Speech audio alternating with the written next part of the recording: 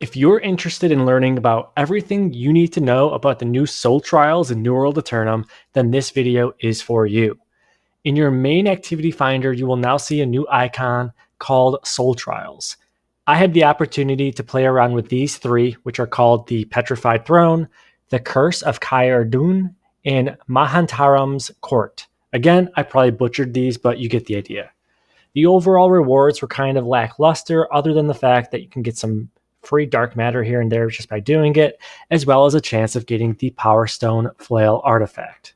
So let's go ahead and just dive right in with the first one, which is the Large Mammoth Soul Trial. And again, while I was experiencing these different soul trials, I didn't even have infused health potions, honestly. These are extremely easy once you hit max level and just understanding the mechanics of the overall fight. I'm going to be showing the entire battle mechanics for each of these three soul trials throughout this entire video, and you will quickly learn what you have to do to ensure you are successful. Honestly, in this first soul trial here on the screen, I think I only got hit twice, maybe 3 times, and you already saw one of the hits on the screen there. If you've already experienced the Savage Divide Expedition, chances are you're already pretty familiar with the battle mechanics for this fight. You can see that there's ice, lightning, fire, and a handful of different elemental attacks that will be just hitting the battlefield, but overall they're all very easy to dodge. Just stay away of the typical mammoth stomp as well as the charge with that red circle above my head, and you will have no issue taking this guy down. Again, in my personal opinion, I believe that this was the easiest of the 3 soul trials that I actually experienced. It's very easy to dodge all of these attacks, and as long as you stay behind him and dish off as much damage as possible, you will run into no issues at all. As I approach the last few seconds of the fight, he does a handful of just different last resort attacks, but overall cannot land another hit, and I take him down somewhat easily. After you defeat the boss, there's just a large stone. You go ahead and jump on top of it, and voila, victory, you have completed the soul trial, which is great. Now I'll have the chance to leave the area and then take a closer look at the rewards. Again, it's a luck of the draw when it comes to these rewards, and I was actually lucky enough to get the Power Stone artifact pretty easily, and then also just 2 epic pieces of items that I just ended up salvaging. Hey, if you're enjoying the video so far, consider liking and subscribing to my channel because I've got a lot more content coming your way. Okay, enough of that. Let's go ahead and jump into the next soul trial, which is a bit of a ghostly one, but also probably one of the coolest in regards to the overall visuals.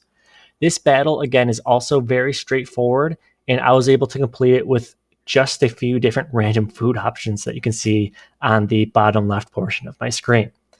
Now, when taking down these soul trials, I do tend to be a fan of these dexterity items and just pile up the bleeds and kite whenever I need to. But this guy is a little bit tricky because he does have a handful of ranged attacks. Eventually, he will also do a large burst of void damage that you can see on your screen there. And at a certain portion of health, around 1/3 of his health being down, he starts summoning these different mobs.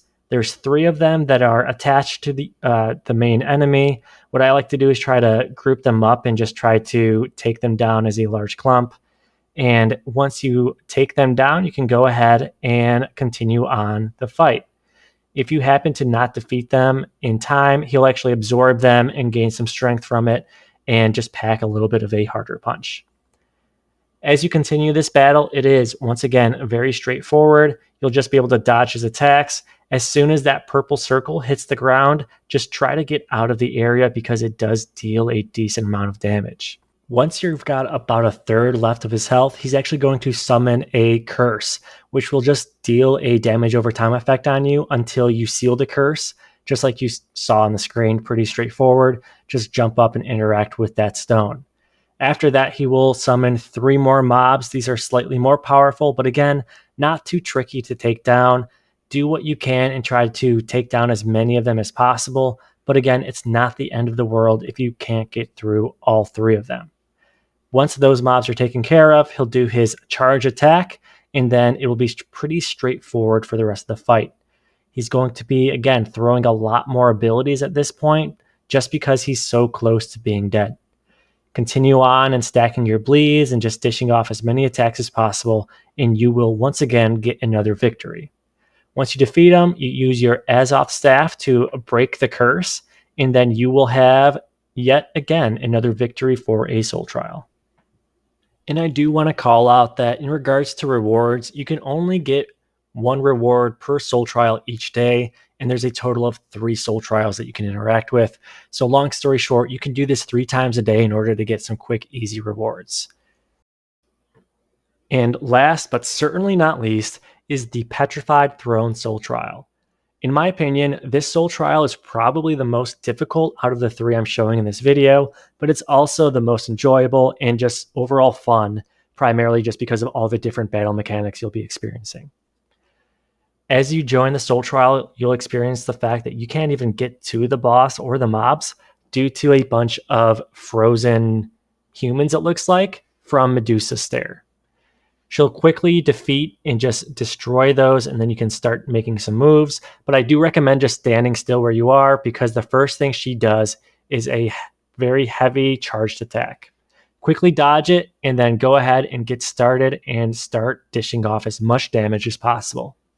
One thing to note is that there are a lot of frozen mobs throughout the battlefield. You can see just stone structures of them, and that's just symbolizing that they got struck by Medusa's Stare. Just keep an eye on these, because they do have a major part in this battle mechanic, because eventually she will do her stare again, and you can take guard behind one of these statues. Bad news for the mob, because they'll just get completely destroyed, but you'll be safe and will be able to continue on in the fight. After her stare attack, she typically sends out a bunch of poison blasts, so just beware and do not stand on top of them, because they will hurt you very quickly and quite a bit, honestly, over time. Continue to battle and just dish off as much damage as possible, and eventually more mobs will spawn just to join in on the fight. You have 2 opportunities here.